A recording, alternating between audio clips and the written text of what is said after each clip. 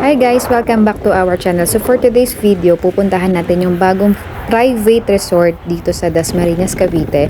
Katabi niya yung Sogo Dasmariñas, katapat ng Ibiza Dasmariñas, then may katabi rin siyang Korean Mart. So bali pag hinarap niyo siya sa Google Map, dati siyang Hotel de Gloria. Bali guys, ito yung unang bubungad sa inyo pagkapasok nyo sa kanilang gate. Ito yung first private villa. Then, yung second villa is nandito sa gilid. Yan yung papasok. So, dun sa papasok, 3 kotse daw kasya dyan, pati rin dito. And pwede nyo rin naman gamitin parking yung nasa labas, yung pinasukan natin kanina. So, ito yung private villa.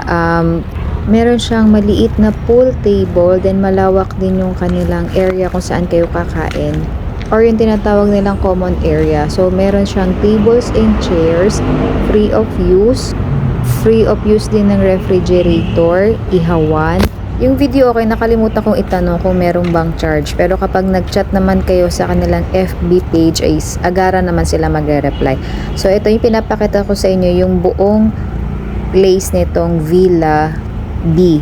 So malawak din naman siya. Kung medyo marami kayo, kasyang-kasya siguro dito yung mga 70 na katao.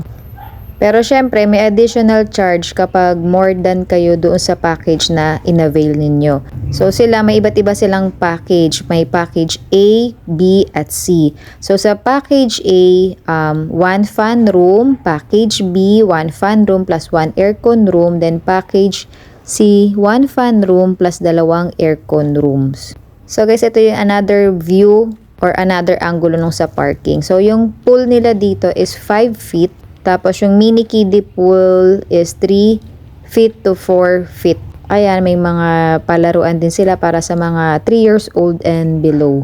Ito yung sample ng kanilang mga villa. So mamaya papakita ko anong itsura ng loob niyan. Ayun, nakita niyo may sink. Ito yung another angulo ng private villa B. So each room can accommodate 8 to 10 packs. So, ito yung sample ng kanilang room. So, sabi ni ate, pare-parehas lahat ng itsura ng mga kwarto nila dito. So, may yan, 4 na beds. Then, meron ding CR sa bawat kwarto. So, ito yung kanilang aircon room. Guys, kapag mag-extend pala kayo dito is 1,000 per hour.